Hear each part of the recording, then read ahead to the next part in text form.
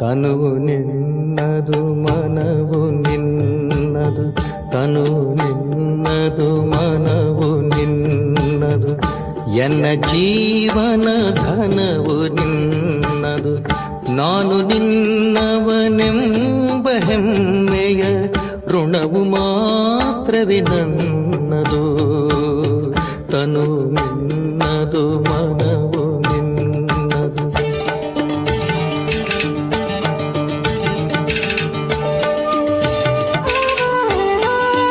ಓಂ ಶಾಂತಿ. Good morning. Murali ದಿನಾಂಕ 17 December 2025. ಪ್ರಾತಃ ಮುರಳಿ. ಶಿವತಂದೆ ನೆನಪಿದೆಯಾ? ಮುರಳಿಯ ಸಾರ: ಮಧುರ ಮಕ್ಕಳೇ, ನೀವು ಮನ್ಸ ವಾಚ ಕರ್ಮಣ ಬಹಳ ಬಹಳ ಖುಷಿಯಲ್ಲಿರಬೇಕಾಗಿದೆ. ಎಲ್ಲರನ್ನೂ ಖುಷಿಪಡಿಸಬೇಕು, ಯಾರಿಗೂ ದುಃಖವನ್ನು ಕೊಡಬಾರದು. ಇವತ್ತು ಬಾಬಾ ಪ್ರಶ್ನೆ ಕೇಳ್ತಾ ಇದ್ದಾರೆ, ಡಬಲ್ ಅಹಿಂಸಕರಾಗುವ ಮಕ್ಕಳು ಯಾವ ಗಮನವನ್ನಿಡಬೇಕು? ಬಾಬಾ ಉತ್ತರ ಹೇಳ್ತಾ ಇದ್ದಾರೆ, ಗಮನವನ್ನಿಡಿ ಯಾರಿಗಾದರೂ ದುಃಖವಾಗುವಂಥ ಮಾತು ಬಾಯಿಂದ ಬರಬಾರದು. ಏಕೆಂದರೆ ಮಾತಿನ ಮೂಲಕ ದುಃಖ ಕೊಡುವುದು ಸಹ ಹಿಂಸೆಯಾಗಿದೆ. ಸೆಕೆಂಡ್, ನಾವು ದೇವತೆಗಳಾಗುವರಿದ್ದೇವೆ, ಆದ್ದರಿಂದ ಚಲನೆಯು ಬಹಳ ರಾಯಲ್ ಆಗಿರಲಿ.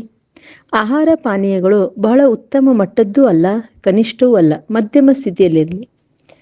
ಬಾಬಾ ಇವತ್ತಿನ ಗೀತೆಯಾಗಿದೆ, ನಿರ್ಬಲನೊಂದಿಗೆ ಬಲಶಾಲಿಯ ಯುದ್ಧ. ಓಂ ಶಾಂತಿ.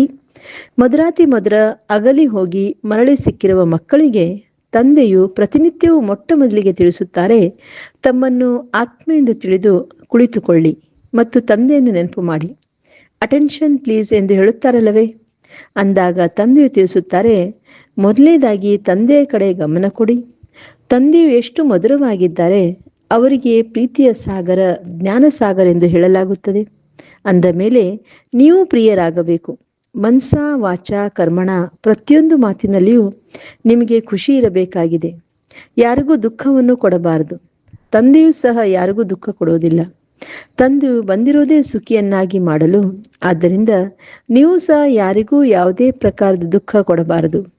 ಯಾವುದೇ ಅಂತಹ ಕರ್ಮ ಮಾಡಬಾರದು, ಮನಸ್ಸಿನಲ್ಲಿಯೂ ಬರಬಾರದು. ಆದರೆ ಆ ಸ್ಥಿತಿಯು ಅಂತಿಮದಲ್ಲಿ ಬರುವುದು. ಅಲ್ಲಿಯವರೆಗೆ ಕರ್ಮೇಂದ್ರಿಯಗಳಿಂದ ಯಾವುದಾದರೂ ಒಂದು ತಪ್ಪುಗಳಾಗುತ್ತಿರುತ್ತವೆ. ತಮ್ಮನ್ನು ಆತ್ಮ ಎಂದು ತಿಳಿದು ಅನ್ಯರನ್ನು ಸೋದರ ಆತ್ಮ ಎಂದು ನೋಡಿದಾಗ ಯಾರಿಗೂ ದುಃಖ ಕೊಡುವುದಿಲ್ಲ. ಶರೀರವನ್ನೇ ನೋಡದಿದ್ದರೆ ದುಃಖವನ್ನು ಹೇಗೆ ಕೊಡುತ್ತೀರಿ? ಇದರಲ್ಲಿ ಗುಪ್ತ ಪರಿಶ್ರಮ ಇದೆ. ಇದೆಲ್ಲವೂ ಬುದ್ಧಿಯ ಕೆಲಸವಾಗಿದೆ. ನೀವೀಗ ಪಾರಸ ಬುದ್ಧಿಯವರಾಗುತ್ತಿದ್ದೀರಿ. ಯಾವಾಗ ಪಾರಸ ಬುದ್ಧಿಯವರಾಗಿದ್ದೀರೋ ಆಗ ಬಹಳ ಸುಖವನ್ನು ನೋಡಿದಿರಿ. ನೀವೇ ಸುಖಧಾಮದ ಮಾಲೀಕರಾಗಿದ್ದೀರಲ್ಲವೇ? ಇದು ದುಃಖಧಾಮವಾಗಿದೆ. ಇದು ಬಹಳ ಸಹಜವಾದ ಮಾತಾಗಿದೆ. ಆ ಶಾಂತಿಧಾಮವು ನಮ್ಮ ಮಧುರ ಮನೆಯಾಗಿರೋದು. ನಾವು ಅಲ್ಲಿಂದ ಪಾತ್ರ ಅಭಿನಯಿಸಲು ಬಂದಿದ್ದೇವೆ. ದುಃಖದ ಪಾತ್ರವನ್ನು ಸಹ ಬಹಳ ಸಮಯ ಅಭಿನಯಿಸಿದ್ದೇವೆ. ಈಗ ಸುಖಧಾಮಕ್ಕೆ ಹೋಗಬೇಕಾಗಿದೆ.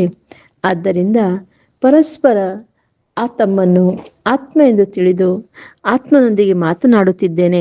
ಆತ್ಮವೇ ಸಿಂಹಾಸನದ ಮೇಲೆ ವಿರಾಜಮಾನವಾಗಿದೆ. ಇದು ಸಹ ಶಿವತಂದೆಯ ರಥವಲ್ಲವೇ? ಮಕ್ಕಳು ಹೇಳುತ್ತಾರೆ, ನಾವು ಶಿವತಂದೆ ರಥವನ್ನು ಶೃಂಗರಿಸುತ್ತೇವೆ, ಶಿವತಂದೆ ರಥಕ್ಕೆ ತಿನ್ನಿಸುತ್ತೇವೆ. ಆಗ ಶಿವತಂದೆ ನೆನಪು ಇರುತ್ತದೆ. ಅವರು ಕಲ್ಯಾಣಕಾರಿ ತಂದೆಯಾಗಿದ್ದಾರೆ. ತಂದೆಯು ಹೇಳುತ್ತಾರೆ, ನಾವು ಪಂಚತತ್ವಗಳ ಕಲ್ಯಾಣವನ್ನು ಮಾಡುತ್ತೇವೆ. ಅಲ್ಲಿ ಯಾವುದೇ ವಸ್ತು ಎಂದೂ ತೊಂದರೆ ಕೊಡುವುದಿಲ್ಲ. ಇಲ್ಲಾದರೆ ಕೆಲವೊಮ್ಮೆ ಬಿರುಗಾಳಿ, ಕೆಲವೊಮ್ಮೆ ಚಳಿ, ಹೇಗೆಗೂ ಬದಲಾಗುತ್ತಿರುತ್ತದೆ. ಆದರೆ ಸತ್ಯುಗದಲ್ಲಿ ಸದಾ ವಸಂತ ಋತು ಇರುತ್ತದೆ. ದುಃಖದ ಹೆಸರಿರುವುದಿಲ್ಲ. ಅದು ಸ್ವರ್ಗವಾಗಿದೆ.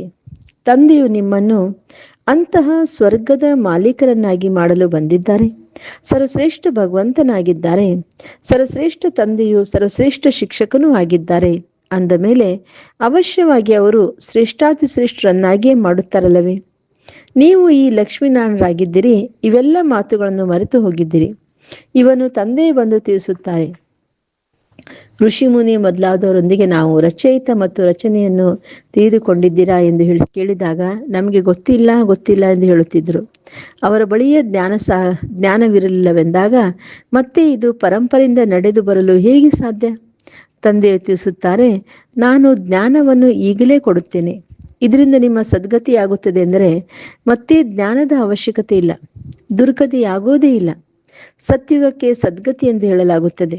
ಇಲ್ಲಿ ದುರ್ಗತಿ ಇದೆ, ಆದರೆ ನಾವು ದುರ್ಗತಿಯಲ್ಲಿದ್ದೇವೆಂದು ಯಾರಿಗೂ ತಿಳಿದಿಲ್ಲ. ತಂದೆಗೆ ಮಾರ್ಗದರ್ಶಕ, ಮುಕ್ತಿದಾತ, ಅಂಬಿಗನೆಂದು ಗಾಯನ ಮಾಡಲಾಗುತ್ತದೆ. ವಿಷಯ ಸಾಗರದಿಂದ ಎಲ್ಲರ ದೋಣಿಯನ್ನು ಪಾರು ಮಾಡುತ್ತಾರೆ. ಅದಕ್ಕೆ ಕ್ಷೀರಸಾಗರವೆಂದು ಹೇಳಲಾಗುತ್ತದೆ. ವಿಷ್ಣುವನ್ನು ಕ್ಷೀರಸಾಗರದಲ್ಲಿ ತೋರಿಸುತ್ತಾರೆ. ಇದೆಲ್ಲವೂ ಭಕ್ತಿ ಮಾರ್ಗದ ಗಾಯನವಾಗಿದೆ. ದೊಡ್ಡ ದೊಡ್ಡ ಸರೋವರಗಳನ್ನು ಮಾಡಿ ಅದರಲ್ಲಿ ವಿಷ್ಣುವಿನ ದೊಡ್ಡ ಚಿತ್ರವನ್ನು ತೋರಿಸುತ್ತಾರೆ. ತಂದೆ ತಿಳಿಸುತ್ತಾರೆ, ನೀವೇ ಇಡೀ ವಿಶ್ವದ ಮೇಲೆ ರಾಜ್ಯಭಾರ ಮಾಡಿದ್ದೀರಿ, ಅನೇಕ ಬಾರಿ ಸೋಲನ್ನು ಅನುಭವಿಸಿದಿರಿ ಮತ್ತು ಜಯ ಗಳಿಸಿದ್ದೀರಿ. ತಂದೆ ತಿಳಿಸುತ್ತಾರೆ, ಮಕ್ಕಳೇ, ಕಾಮ್ ಮಹಾಶತ್ರುವಾಗಿದೆ, ಅದರ ಮೇಲೆ ಜಯ ಗಳಿಸಿದರೆ ನೀವು ಜಗಜ್ಜೀತರಾಗುವಿರಿ. ಅಂದ ಮೇಲೆ ಖುಷಿಯಿಂದ ಆಗಬೇಕಲ್ಲವೇ? ಭಲೆ ಗೃಹಸ್ಥ ವ್ಯವಹಾರದಲ್ಲಿ ಪ್ರವೃತ್ತಿ ಮಾರ್ಗದಲ್ಲೇ ಇರಿ, ಆದರೆ ಕಮಲ್ ಪುಷ್ಪ ಸಮಾನ ಪವಿತ್ರರಾಗಿರಿ. ನೀವೀಗ ಮುಳ್ಳುಗಳಿಂದ ಹೂಗಳಾಗುತ್ತಿದ್ದೀರಿ. ನಿಮಗೆ ಅರ್ಥವಾಗುತ್ತಿದೆ, ಇದು ಮುಳ್ಳುಗಳ ಕಾಡಾಗಿದೆ. ಪರಸ್ಪರ ಒಬ್ಬರು ಇನ್ನೊಬ್ಬರಿಗೆ ಎಷ್ಟು ತೊಂದರೆ ಕೊಡುತ್ತಾರೆ, ಹೊಡೆಯುತ್ತಾರೆ. ಆದ್ದರಿಂದ ತಂದೆಯು ಮಧುರಾತಿ ಮಧುರ ಮಕ್ಕಳಿಗೆ ತಿಳಿಸುತ್ತಾರೆ, ಮಕ್ಕಳೇ, ಈಗ ನಿಮ್ಮೆಲ್ಲರದು ವಾನಪ್ರಸ್ಥ ಸ್ಥಿತಿಯಾಗಿದೆ. ಹಿರಿಯರಿರಲಿ ಕಿರಿಯರಿರಲಿ, ಎಲ್ಲರದು ವಾನಪ್ರಸ್ಥ ಸ್ಥಿತಿಯಾಗಿದೆ. ನೀವು ವಾಣಿಯಿಂದ ದೂರ ಹೋಗೋದಕ್ಕಾಗಿ ಓದುತ್ತೀರಿ. ಈಗ ನಿಮಗೆ ಸದ್ಗುರು ಸಿಕ್ಕಿದ್ದಾರೆ. ಅವರು ನಿಮ್ಮನ್ನೇ ವಾನಪ್ರಸ್ಥದಲ್ಲಿ ಕರೆದುಕೊಂಡು ಹೋಗುತ್ತಾರೆ. ಇದು ಈಶ್ವರೀಯ ವಿಶ್ವವಿದ್ಯಾಲಯವಾಗಿದೆ. ಭಗವಾನು ವಾಚವಿದೆಯಲ್ಲವೇ? ನಾನು ನಿಮಗೆ ರಾಜ್ಯವನ್ನು ಕಲಿಸಿ ರಾಜಾದಿರಾಜರನ್ನಾಗಿ ಮಾಡುತ್ತೇನೆ. ಯಾರು ಪೂಜ್ಯ ರಾಜರಾಗಿದ್ದರೋ ಅವರೇ ನಂತರ ಪೂಜಾರಿ ರಾಜರಾಗುತ್ತಾರೆ. ಆದ್ದರಿಂದ ಮಕ್ಕಳೇ, ಚೆನ್ನಾಗಿ ಪುರುಷಾರ್ಥ ಮಾಡಿ ದೈವಿ ಗುಣಗಳನ್ನು ಧಾರಣೆ ಮಾಡಿಕೊಳ್ಳಿ. ಬಲೆ ತಿನ್ನಿರಿ, ಕುಡಿಯಿರಿ. ಶ್ರೀನಾಥ ದ್ವಾರದಲ್ಲಿ ಹೋಗಿ, ಅಲ್ಲಿ ಬಹಳಷ್ಟು ತುಪ್ಪದ ಪದಾರ್ಥಗಳನ್ನು ಕಾಣಬಹುದು. ತುಪ್ಪದ ಬಾವಿಗಳೇ ಮಾಡಲ್ಪಡುತ್ತಿರುತ್ತದೆ. ಅದನ್ನು ಯಾರು ತಿನ್ನುತ್ತಾರೆ? ಪೂಜಾರಿಗಳು. ಶ್ರೀನಾಥ ಮತ್ತು ಜಗನ್ನಾಥ ಇಬ್ಬರನ್ನು ಕಪ್ಪಾಗಿ ತೋರಿಸಿದ್ದಾರೆ. ಜಗನ್ನಾಥ ಮಂದಿರದಲ್ಲಿ ದೇವತೆಗಳ ಕೊಳಕು ಚಿತ್ರಗಳಿವೆ. ಅಲ್ಲಿ ಅನ್ನದ ಭೋಗವನ್ನು ತಯಾರಿಸುತ್ತಾರೆ. ಅದು ಬೆಂದ ನಂತರ ಪಾತ್ರೆಯಲ್ಲಿ 4 ಭಾಗಗಳಾಗಿ ಬಿಡುತ್ತವೆ. ಕೇವಲ ಅನ್ನದ ಭೋಗವನ್ನೇ ಇಡುತ್ತಾರೆ. ಏಕೆಂದರೆ ಈಗ ಇವರು ಸಾಧಾರಣವಲ್ಲವೇ? ಅಂದ್ರೆ ಬ್ರಹ್ಮ ತಂದೆ ಸಾಧಾರಣರಲ್ಲವೇ? ಒಂದು ಕಡೆ ಬಡವರು ಮತ್ತು ಇನ್ನೊಂದು ಕಡೆ ಸಾಹುಕಾರನಾಗುತ್ತಾರೆ. ಈಗಂತೂ ನೋಡಿ ಎಷ್ಟು ಬಡವರಾಗಿದ್ದಾರೆ. ತಿನ್ನುವುದಕ್ಕೆ ಕುಡಿಯೋದಕ್ಕೂ ಏನೂ ಸಿಗುವುದಿಲ್ಲ. ಸತ್ಯುಗದಲ್ಲಂತೂ ಎಲ್ಲರೂ ಇರುತ್ತಾರೆ. ಅಂದಾಗ ತಂದೆಯು ಆತ್ಮಗಳಿಗೆ ತಿಳಿಸುತ್ತಾರೆ, ಶಿವ ತಂದೆಯು ಬಹಳ ಮಧುರರಾಗಿದ್ದಾರೆ. ಅವರು ನಿರಾಕಾರನಾಗಿದ್ದಾರೆ. ಆತ್ಮವನ್ನೇ ಪ್ರೀತಿ ಮಾಡಲಾಗುತ್ತದಲ್ಲವೇ? ಆತ್ಮವನ್ನೇ ಕರೆಸುತ್ತಾರೆ. ಶರೀರವಂತೂ ಸುಟ್ಟು ಹೋಯಿತು. ಅವರ ಆತ್ಮವನ್ನು ಕರೆಸಿ ಜ್ಯೋತಿಯನ್ನು ಬೆಳಗಿಸುತ್ತಾರೆ. ಇದರಿಂದ ಆತ್ಮಕ್ಕೆ ಅಂಧಕಾರವಾಗುತ್ತದೆ ಎಂಬುದು ಸಿದ್ಧವಾಗುತ್ತದೆ. ಆದರೆ ಆತ್ಮವೇ ಶರೀರರಹಿತವೆಂದ ಮೇಲೆ ಅಲ್ಲಿ ಅಂಧಕಾರದ ಮಾತೇ ಬರೋದಿಲ್ಲ. ಅಲ್ಲಿ ಈ ಮಾತುಗಳಿರುವುದಿಲ್ಲ. ಇದೆಲ್ಲವೂ ಭಕ್ತಿ ಮಾರ್ಗವಾಗಿದೆ. ತಂದೆಯು ಎಷ್ಟು ಚೆನ್ನಾಗಿ ತಿಳಿಸುತ್ತಾರೆ. ಜ್ಞಾನವು ಬಹಳ ಮಧುರವಾಗಿದೆ. ಇದರಲ್ಲಿ ಕಣ್ಣುಗಳನ್ನು ತೆರೆದು ಕೇಳಬೇಕಾಗಿದೆ. ತಂದೆಯನ್ನು ನೋಡುತ್ತಾರಲ್ಲವೇ? ಹಾಗೆ ನಿಮಗೆ ತಿಳಿದಿದೆ, ಶಿವ ತಂದೆಯು ಇಲ್ಲಿ ವಿರಾಜಮಾನವಾಗಿದ್ದಾರೆ. ಅಂದಾಗ ಕಣ್ಣುಗಳನ್ನು ತೆರೆದು ಕುಳಿತುಕೊಳ್ಳಬೇಕಲ್ಲವೇ? ಬೇಹದ್ದಿನ ತಂದೆಯನ್ನು ನೋಡಬೇಕಲ್ಲವೇ? ಮೊದಲು ಮಕ್ಕಳು ತಂದೆಯನ್ನು ನೋಡುತ್ತಿದ್ದಂತೆ ಧ್ಯಾನದಲ್ಲಿ ಹೊರಟು ಹೋಗುತ್ತಿದ್ದರು. ಪರಸ್ಪರ ಕುಳಿತಂತಲೇ ಧ್ಯಾನದಲ್ಲಿ ಹೊರಟು ಹೋಗುತ್ತಿದ್ದರು. ಕಣ್ಣು ಮುಚ್ಚಿ ಹೊರಟು ಹೋಗುತ್ತಿದ್ದರು. ಬಹಳ ಚಮತ್ಕಾರವಾಗಿತ್ತು. ತಂದೆಯು ತಿಳಿಸುತ್ತಾರೆ, ಒಬ್ಬರು ಇನ್ನೊಬ್ಬರನ್ನು ನೋಡುತ್ತೀರೆಂದರೆ ನಾನು ನನ್ನ ಸೋದರನೊಂದಿಗೆ ಮಾತನಾಡುತ್ತೇನೆಂದು ತಿಳಿದುಕೊಳ್ಳಿ. ನೀವು ಬೇಹದ್ದಿನ ತಂದೆಯ ಸೂಚನೆಗಳನ್ನು ಪಾಲಿಸುವುದಿಲ್ಲವೇ? ನೀವು ಈ ಅಂತಿಮ ಜನ್ಮ ಪವಿತ್ರರಾಗುತ್ತೀರೆಂದರೆ ಪವಿತ್ರ ಪ್ರಪಂಚದ ಮಾಲೀಕರಾಗುತ್ತೀರಿ. ತಂದೆಯು ಅನೇಕರಿಗೆ ತಿಳಿಸುತ್ತಾರೆ. ಕೆಲವರಂತೂ ಬಾಬಾ ನಾನು ಖಂಡಿತ ಪವಿತ್ರ ಆಗುತ್ತೇವೆಂದು ಕೂಡಲೇ ಹೇಳುತ್ತಾರೆ. ಪವಿತ್ರವಾಗುವುದು ಒಳ್ಳೆಯದಲ್ಲವೇ? ಕುಮಾರಿಯು ಪವಿತ್ರವಾದಾಗ ಎಲ್ಲರೂ ಅವಳಿಗೆ ತಲೆಬಾಗುತ್ತಾರೆ. ಮತ್ತೆ ವಿವಾಹವಾದರೆ ಅವಳು ಎಲ್ಲರ ಮುಂದೆ ತಲೆಬಾಗುತ್ತದೆ, ಪೂಜಾರಿಯಾಗಿ ಬಿಡುತ್ತಾಳೆ. ಆದ್ದರಿಂದ ಪವಿತ್ರತೆಯು ಒಳ್ಳೆಯದಲ್ಲವೇ? ಪವಿತ್ರತೆ ಇದ್ದಲ್ಲಿ ಸುಖ ಶಾಂತಿ ಇರುತ್ತದೆ. ಎಲ್ಲವೂ ಪವಿತ್ರತೆ ಮೇಲೆ ಆಧಾರಿತವಾಗಿದೆ. ಹೇ ಪತಿತ ಪಾವನ ಬನ್ನಿ ಎಂದು ಕರೆಯುತ್ತಾರೆ. ಪಾವನ ಪ್ರಪಂಚದಲ್ಲಿ ರಾವಣನಿರೋದೇ ಇಲ್ಲ. ಅದು ರಾಮರಾಜ್ಯವಾಗಿದೆ. ಎಲ್ಲರೂ ಸಹ ಕ್ಷೀರಖಂಡದಲ್ಲಿರುತ್ತಾರೆ. ಅದು ಧರ್ಮದ ರಾಜ್ಯವಾಗಿರುತ್ತದೆ. ಮತ್ತೆ ರಾವಣನು ಎಲ್ಲಿಂದ ಬಂದನು? ರಾಮಾಯಣ ಇತ್ಯಾದಿಗಳನ್ನು ಎಷ್ಟು ಪ್ರೀತಿಯಿಂದ ಕುಳಿತು ಹೇಳುತ್ತಾರೆ. ಇದೆಲ್ಲವೂ ಭಕ್ತಿಯಾಗಿದೆ. ಮಕ್ಕಳು ಸಾಕ್ಷಾತ್ಕಾರದಲ್ಲಿ ನೃತ್ಯ ಮಾಡತೊಡಗುತ್ತಾರೆ. ಸತ್ಯದ ದೋಣಿಯ ಗಾಯನವಿದೆ. ಸತ್ಯದ ದೋಣಿಯು ಅಲಗಾಡುವುದು, ಆದರೆ ಮುಳುಗುವುದಿಲ್ಲ. ಮತ್ಯಾವುದೇ ಸತ್ಸಂಗದಲ್ಲಿ ಹೋಗಲು ಯಾರೂ ತಡೆಯೋದಿಲ್ಲ. ಆದರೆ ಇಲ್ಲಿಗೆ ಬರಲು ಎಷ್ಟೊಂದು ತಡೆಯುತ್ತಾರೆ. ತಂದೆಯು ನಿಮಗೆ ಜ್ಞಾನವನ್ನು ಕೊಡುತ್ತಾರೆ, ನೀವು ಬೀಕೆಗಳಾಗುತ್ತೀರಿ. ಬ್ರಾಹ್ಮಣರಂತೂ ಅವಶ್ಯವಾಗಿ ಆಗಬೇಕಾಗಿದೆ. ತಂದೆಯು ಸ್ವರ್ಗದ ಸ್ಥಾಪನೆ ಮಾಡೋರಾಗಿದ್ದಾರೆ. ಅಂದ ಮೇಲೆ ನಾವು ಸಹ ಸ್ವರ್ಗದ ಮಾಲೀಕರಾಗಬೇಕು. ನಾವಿಲ್ಲಿ ನರಕದಲ್ಲಿ ಏಕೆ ಬಿದ್ದಿದ್ದೇವೆ? ಈಗ ಅರ್ಥವಾಗುತ್ತದೆ. ಮೊದಲು ನಾವು ಸಹ ಪೂಜಾರಿಗಳಾಗುತ್ತಿದ್ದೆವು. ಈಗ ಮತ್ತೆ 21 ಜನ್ಮಗಳಿಗಾಗಿ ಪೂಜ್ಯರಾಗುತ್ತೇವೆ. 63 ಜನ್ಮಗಳು ಪೂಜಾರಿಗಳಾದೆವು. ಈಗ ಮತ್ತೆ ನಾವು ಪೂಜ್ಯ ಸ್ವರ್ಗದ ಮಾಲೀಕರಾಗುತ್ತೇವೆ. ಇದು ನರನಿಂದ ನಾರಾಯಣನಾಗುವ ಜ್ಞಾನವಾಗಿದೆ. ಭಗವಾನ್ ವಾಚ, ನಾನು ನಿಮ್ಮನ್ನು ರಾಜರಿಗೂ ರಾಜರನ್ನಾಗಿ ಮಾಡುತ್ತೇನೆ. ಪತಿತ ರಾಜರು ಪಾವನ ರಾಜರಿಗೆ ವಂದಿಸುತ್ತಾರೆ. ಪ್ರತಿಯೊಬ್ಬ ಮಹಾರಾಜನ ಮಹಲುಗಳಲ್ಲಿ ಮಂದಿರವು ಖಂಡಿತ ಇರುತ್ತದೆ. ಅದರಲ್ಲಿಯೇ ರಾಧೆ ಕೃಷ್ಣ ಅಥವಾ ಲಕ್ಷ್ಮೀನಾರಾಯಣ ಇಲ್ಲವೇ ರಾಮ ಸೀತೆಯರ ಮಂದಿರವಿರುತ್ತದೆ.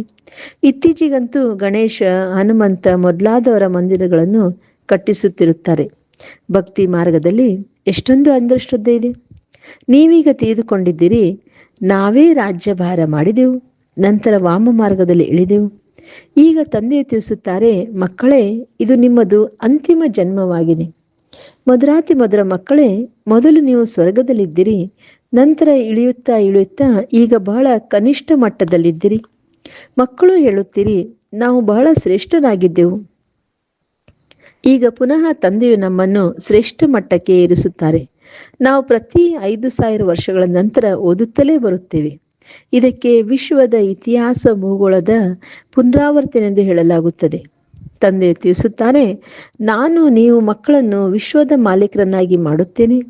ಇಡೀ ವಿಶ್ವದಲ್ಲಿ ನಿಮ್ಮ ರಾಜ್ಯವಿರೋದು. ಗೀತೆಯಲ್ಲೂ ಇದೆ ಅಲ್ಲವೇ?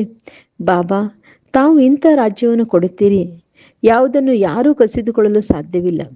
ಈಗಂತೂ ಎಷ್ಟೊಂದು ಪೈಪೋಟಿ ಇದೆ. ನೀರಿಗಾಗಿ, ಜಮೀನಿಗಾಗಿ ಜಗಳವೇ ನಡೆಯುತ್ತಿರುತ್ತದೆ. ತಮ್ಮ ತಮ್ಮ ಪ್ರಾಂತ್ಯಗಳ ಸಂಭಾಲನೆ ಮಾಡುತ್ತಿರುತ್ತಾರೆ. ಮಾಡದಿದ್ದರೆ ಹುಡುಗರು ಕಲ್ಲು ಎಸೆಯತೊಡಗುವರು. ಈ ನವ ಯುವಕರು ಶಕ್ತಿವಂತರಾಗಿ ಭಾರತದ ರಕ್ಷಣೆ ಮಾಡುತ್ತಾರೆಂದು ಅವರು ತಿಳಿಯುತ್ತಾರೆ. ಆದರೆ ಯುವಕರು ಈಗ ತಮ್ಮ ಶಕ್ತಿಯನ್ನು ಈ ರೂಪದಲ್ಲಿ ತೋರಿಸುತ್ತಿರುತ್ತಾರೆ. ಪ್ರಪಂಚದ ಸ್ಥಿತಿ ನೋಡಿ ಹೇಗಿದೆ? ರಾವಣ ರಾಜ್ಯವಲ್ಲವೇ? ತಂದೆಯು ತಿಳಿಸುತ್ತಾರೆ, ಮಕ್ಕಳೇ, ಇದು ಆಸುರಿ ಪ್ರಪಂಚವಾಗಿದೆ. ನೀವೀಗ ದೈವಿ ಸಂಪ್ರದಾಯರಾಗುತ್ತಿದ್ದೀರಿ. ದೇವತೆಗಳು ಮತ್ತು ಅಸುರರ ನಡುವೆ ಯುದ್ಧವು ಹೇಗಾಗುವುದು? ನೀವಂತೂ ಡಬಲ್ ಅಹಿಂಸಕರಾಗುತ್ತೀರಿ. ದೇವತೆಗಳು ಡಬಲ್ ಅಹಿಂಸಕರಾಗಿದ್ದಾರೆ. ಅಹಿಂಸಾ ಪರಮೋ ದೇವಿ ದೇವತಾ ಧರ್ಮವೆಂದು ತಂದೆಯು ತಿಳಿಸುತ್ತಾರೆ. ಅನ್ಯರಿಗೆ ಮಾತಿನ ಮೂಲಕ ದುಃಖ ಕೊಡುವುದು ಸಹ ಹಿಂಸೆಯಾಗಿದೆ. ನೀವು ದೇವತೆಗಳಾಗುತ್ತೀರಿ ಅಂದ ಮೇಲೆ ಪ್ರತಿ ಮಾತಿನಲ್ಲಿ ಘನತೆ ಇರಬೇಕು. ಆಹಾರ ಪಾನೀಯಗಳು ಬಹಳ ಉತ್ತಮ ಮಟ್ಟವೂ ಅಲ್ಲ, ಬಹಳ ಕನಿಷ್ಠ ಮಟ್ಟವೂ ಅಲ್ಲ, ಮಧ್ಯಮ ಸ್ಥಿತಿಯದಾಗಿರಲಿ, ಅರ್ಥಾತ್ ಏಕರಸವಾಗಿರಲಿ. ರಾಜರು ಬಹಳ ಕಡಿಮೆ ಮಾತನಾಡುತ್ತಾರೆ. ಪ್ರಜೆಗಳಿಗೂ ರಾಜರಲ್ಲಿ ಬಹಳ ಪ್ರೀತಿ ಇರುತ್ತದೆ. ಇಲ್ಲಂತೂ ನೋಡಿ ಏನಾಗಿ ಬಿಟ್ಟಿದೆ. ಎಷ್ಟೊಂದು ಚಳುವಳಿಗಳಿವೆ. ತಂದೆಯು ತಿಳಿಸುತ್ತಾರೆ, ಯಾವಾಗ ಪ್ರಪಂಚದ ಸ್ಥಿತಿಯು ಈ ರೀತಿ ಆಗುವುದೋ ಆಗ ನಾನು ಬಂದು ವಿಶ್ವದಲ್ಲಿ ಶಾಂತಿ ಸ್ಥಾಪಿಸುತ್ತೇನೆ. ಎಲ್ಲರೂ ಸೇರಿ ಒಂದಾಗಲೆಂದು ಸರ್ಕಾರವು ಬಯಸುತ್ತದೆ. ಬಲೆ ಎಲ್ಲರೂ ಸೋದರರಾಗಿದ್ದಾರೆ. ಆದರೆ ಇದಂತೂ ಆಟವಲ್ಲವೇ? ತಂದೆಯು ಮಕ್ಕಳಿಗೆ ತಿಳಿಸುತ್ತಾರೆ, ನೀವು ಯಾವುದರ ಚಿಂತೆಯನ್ನೂ ಮಾಡಬೇಡಿ. ಈಗ ದವಸ ಧಾನ್ಯಗಳ ತೊಂದರೆ ಇದೆ. ಸತ್ಯಯುಗದಲ್ಲಂತೂ ಇದೆಲ್ಲವೂ ಯಥೇಚ್ಛವಾಗಿರೋದು. ಹಣವಿಲ್ಲದೆ ಎಷ್ಟು ಬೇಕೋ ಅಷ್ಟು ಸಿಗುತ್ತಿರುತ್ತದೆ. ಈಗ ಅಂತಹ ದೈವಿ ರಾಜಧಾನಿಯನ್ನು ಸ್ಥಾಪನೆ ಮಾಡುತ್ತಿದ್ದೇವೆ. ನಾವು ಆರೋಗ್ಯವನ್ನು ಈ ರೀತಿ ಮಾಡಿಬಿಡುತ್ತೇವೆ. ಅಲ್ಲಿ ಎಂದೂ ಯಾರೂ ರೋಗಿಯಾಗೋದೇ ಇಲ್ಲ. ಗ್ಯಾರಂಟಿ ಕೊಡುತ್ತೇನೆ. ಬಾಬಾ ನಮಗೆ ಗ್ಯಾರಂಟಿ ಕೊಡ್ತಾ ಇದ್ದಾರೆ. ಸತ್ಯಯುಗದಲ್ಲಿ ಯಾವುದೇ ರೀತಿಯ ಒಂದು ಕಾಯಿಲೆ ಇರುವುದಿಲ್ಲ, ರೋಗ ಇರುವುದಿಲ್ಲ. ನಾವು ಈ ದೇವತೆಗಳಂತ ನಡವಳಿಕೆಯನ್ನು ಮಾಡುತ್ತೇವೆ. ಎಂತೆಂಥ ಮಂತ್ರಿಗಳೋ ಈ ರೀತಿಯಾಗಿ ಅವರಿಗೆ ತಿಳಿಸಿಕೊಡಿ. ಬಹಳ ಯುಕ್ತಿಯಿಂದ ತಿಳಿಸಿ. ಅವರ ಅಭಿಪ್ರಾಯದ ಪತ್ರದಲ್ಲಿ ಬಹಳ ಚೆನ್ನಾಗಿ ಬರೆಯುತ್ತಾರೆ. ಆದರೆ ಅವರು ತಿಳಿದುಕೊಳ್ಳಬೇಕಲ್ಲವೇ? ಅದಕ್ಕಾಗಿ ನಮಗೆ ಬಿಡುವಿಲ್ಲವೆಂದು ಹೇಳುತ್ತಾರೆ. ನೀವು ಹಿರಿಯರು ಈ ಮಾತನ್ನು ಧೈರ್ಯದಿಂದ ಹೇಳಿದಾಗ ಬಡವರ ಉನ್ನತಿಯೂ ಆಗುವುದು. ತಂದೆಯು ತಿಳಿಸುತ್ತಾರೆ, ಈಗ ಎಲ್ಲರ ತಲೆಯ ಮೇಲೆ ಮೃತ್ಯು ಕುಳಿತಿದೆ. ಇಂದು ನಾಳೆ ಎಂದು ಹೇಳುತ್ತಾ ಹೇಳುತ್ತಾ ಕಾಲವು ಕಬಳಿಸಿ ಬಿಡುವುದು. ನೀವು ಕುಂಭಕರ್ಣರ ತರಹ ಆಗುತ್ತಿದ್ದೀರಿ. ಹೀಗೆ ತಿಳಿಸುವುದರಲ್ಲಿ ಮಕ್ಕಳಿಗೆ ಬಹಳ ಮಜಾ ಬರುತ್ತದೆ. ತಂದೆ ಈ ಚಿತ್ರವನ್ನು ಮಾಡಿಸಿದ್ದಾರೆ. ದಾದಾವರಿಗೂ ಸಹ ಈ ಜ್ಞಾನವಿರಲಿಲ್ಲ. ನಿಮಗೆ ಲೌಕಿಕ ಮತ್ತು ಪಾರಲೌಕಿಕ ತಂದೆಯಿಂದ ಆಸ್ತಿಯು ಸಿಗುತ್ತದೆ, ಅಲೌಕಿಕ ತಂದೆಯಿಂದ ಆಸ್ತಿಯು ಸಿಗುವುದಿಲ್ಲ. ಇವರಂತೂ ಮಧ್ಯದಲ್ಲಿ ದಲ್ಲಾಳಿಯಾಗಿದ್ದಾರೆ. ಇವರಿಗೆ ಯಾವುದೇ ಆಸ್ತಿ ಇಲ್ಲ. ಆದ್ದರಿಂದ ಪ್ರಜಾಪಿತ ಬ್ರಹ್ಮನನ್ನು ನೆನಪು ಮಾಡಬಾರದು. ನನ್ನಿಂದ ನಿಮಗೆ ಏನೂ ಸಿಗೋದಿಲ್ಲ. ನಾನೂ ಸಹ ನಿಮ್ಮ ಹಾಗೆ ಓದುತ್ತೇನೆ. ಇದು ಬ್ರಹ್ಮಭಾವ ತಿಳಿಸ್ಕೊಡ್ತಾ ಇದ್ದಾರೆ. ಬ್ರಹ್ಮಭಾವನಿಂದ ನಮಗೇನೂ ಸಹ ಸಿಗೋದಿಲ್ಲ. ಒಂದನೇದಾಗಿ ಲೌಕಿಕ ತಂದೆಯಿಂದ, ಇನ್ನೊಂದು ಬೇಹದ್ದಿನ ತಂದೆಯಿಂದ ಆಸ್ತಿಯು ಸಿಗುತ್ತದೆ. ಪ್ರಜಾಪಿತ ಬ್ರಹ್ಮನು ಆಸ್ತಿಯನ್ನೇನು ಕೊಡುತ್ತಾರೆ? ತಂದೆಯು ತಿಳಿಸುತ್ತಾರೆ, ಮಕ್ಕಳೇ ನನ್ನೊಬ್ಬನನ್ನೇ ನೆನಪು ಮಾಡಿ. ಇವರು ಅಂದರೆ ಬ್ರಹ್ಮರವರು ಶುಭವರ ರಥವಾಗಿದ್ದಾರೆ. ರಥವನ್ನು ನೆನಪು ಮಾಡಬಾರದು. ಸರ್ವಶ್ರೇಷ್ಠ ಭಗವಂತನೆಂದು ಹೇಳಲಾಗುತ್ತದೆ. ತಂದೆಯು ಆತ್ಮಗಳಿಗೆ ತಿಳಿಸುತ್ತಾರೆ, ಆತ್ಮವೇ ಎಲ್ಲವನ್ನು ಮಾಡುತ್ತದೆ ಅಲ್ಲವೇ? ಒಂದು ಶರೀರವನ್ನು ಬಿಟ್ಟು ಇನ್ನೊಂದನ್ನು ತೆಗೆದುಕೊಳ್ಳುತ್ತದೆ. ಹೇಗೆ ಸರ್ಪದ ಉದಾಹರಣೆ ಇದೆ. ಭ್ರಮರಿಗಳೂ ಸಹ ನೀವಾಗಿದ್ದೀರಿ. ಜ್ಞಾನದ ಬೂಬು ಮಾಡಿ ಜ್ಞಾನವನ್ನು ತಿಳಿಸುತ್ತಾ ನೀವು ಯಾರನ್ನು ಬೇಕಾದರೂ ವಿಶ್ವದ ಮಾಲೀಕರನ್ನಾಗಿ ಮಾಡಬಲ್ಲಿರಿ. ಯಾವ ತಂದೆಯು ನಿಮ್ಮನ್ನು ವಿಶ್ವದ ಮಾಲೀಕರನ್ನಾಗಿ ಮಾಡುತ್ತಾರೆಯೋ ಇಂತಹ ತಂದೆಯನ್ನು ಏಕೆ ನೆನಪು ಮಾಡುವುದಿಲ್ಲ? ಈಗ ತಂದೆಯು ಬಂದಿದ್ದಾರೆ ಅಂದ ಮೇಲೆ ಆಸ್ತಿಯನ್ನೇಕೆ ತೆಗೆದುಕೊಳ್ಳಬಾರದು? ನಮಗೆ ಬಿಡುವಿಲ್ಲವೆಂದು ಏಕೆ ಹೇಳುತ್ತಾರೆ? ಒಳ್ಳೊಳ್ಳೆ ಮಕ್ಕಳಂತೂ ಸೆಕೆಂಡಿನಲ್ಲಿ ಅರಿತುಕೊಳ್ಳುತ್ತಾರೆ. ತಂದೆಯು ತಿಳಿಸಿದ್ದಾರೆ, ಮನುಷ್ಯರು ಲಕ್ಷ್ಮಿಯ ಪೂಜೆಯನ್ನು ಮಾಡುತ್ತಾರೆ ಅಂದಾಗ ಲಕ್ಷ್ಮಿಯಿಂದ ಏನು ಸಿಗುತ್ತದೆ ಮತ್ತು ಜಗದಂಬೆಯಿಂದ ಏನು ಸಿಗುತ್ತದೆ? ಲಕ್ಷ್ಮಿಯಂತೂ ಸ್ವರ್ಗದ ದೇವಿಯಾಗಿದ್ದಾಳೆ. ಅವರಿಂದ ಹಣವನ್ನು ಬೇಡುತ್ತಾರೆ. ಜಗದಂಬೆಯು ವಿಶ್ವದ ಮಾಲೀಕರನ್ನಾಗಿ ಮಾಡುತ್ತಾರೆ. ಎಲ್ಲಾ ಕಾಮನೆಗಳನ್ನು ಪೂರ್ಣ ಮಾಡುತ್ತಾರೆ. ಶ್ರೀಮತದ ಮೂಲಕ ಎಲ್ಲಾ ಕಾಮನೆಗಳು ಈಡೇರುತ್ತವೆ. ಒಳ್ಳೆಯದು. ಮಧುರಾತಿ ಮಧುರ ಅಗಲಿ ಹೋಗಿ ಮರಳಿ ಸಿಕ್ಕಿರುವ ಮಕ್ಕಳ ಪ್ರತಿ ಮಾತ್ಪಿತಾ ಬಾಪ್ದಾದರವರ ನೆನಪು, ಪ್ರೀತಿ ಹಾಗೂ ಸುಪ್ರಭಾತ. ಆತ್ಮಿಕ ಮಕ್ಕಳಿಗೆ ಆತ್ಮಿಕ ತಂದೆ ನಮಸ್ತೆ. ನಾವೆಲ್ಲ ಆತ್ಮಿಕ ಮಕ್ಕಳ ಆತ್ಮಿಕ ತಂದೆಗೆ ನೆನಪು, ಪ್ರೀತಿ ಹಾಗೂ ನಮಸ್ತೆ ನಮಸ್ತೆ ನಮಸ್ತೆ. ಧಾರಣೆಗಾಗಿ ಮುಖ್ಯ ಸಾರ. ಫಸ್ಟ್ ಪಾಯಿಂಟ್, ಈ ಕರ್ಮೇಂದ್ರಿಯಗಳಿಂದ ಯಾವುದೇ ತಪ್ಪಾಗಬಾರದು. ಇದಕ್ಕಾಗಿ ನಾನು ಆತ್ಮನಾಗಿದ್ದೇನೆ ಎಂಬ ಸ್ಮೃತಿಯಿಂದ ಪಕ್ಕಾ ಮಾಡಿಕೊಳ್ಳಬೇಕಾಗಿದೆ. ಶರೀರವನ್ನು ನೋಡಬಾರದು. ಒಬ್ಬ ತಂದೆಯ ಕಡೆ ಗಮನವನ್ನಿಡಬೇಕು. ಸೆಕೆಂಡ್ ಪಾಯಿಂಟ್, ಈಗ ವಾನಪ್ರಸ್ಥ ಸ್ಥಿತಿಯಾಗಿದೆ. ಆದ್ದರಿಂದ ವಾಣಿಯಿಂದ ದೂರ ಹೋಗುವ ಪುರುಷಾರ್ಥ ಮಾಡಬೇಕಾಗಿದೆ. ಪವಿತ್ರರು ಖಂಡಿತ ಆಗಬೇಕಾಗಿದೆ.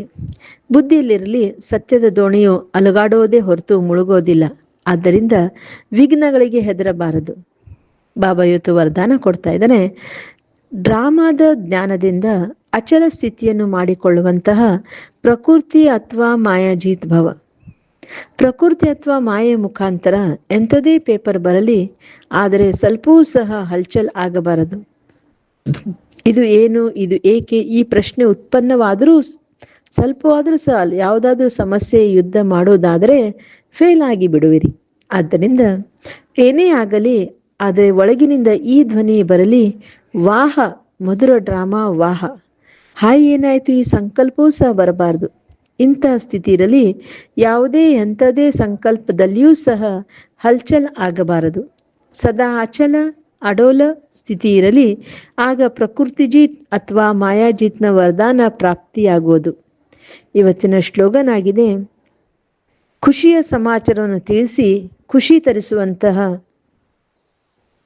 ಖುಷಿ ತರಿಸುವಂಥದ್ದೇ ಇದೇ ಎಲ್ಲದಕ್ಕಿಂತಲೂ ಶ್ರೇಷ್ಠ ಕರ್ತವ್ಯವಾಗಿದೆ.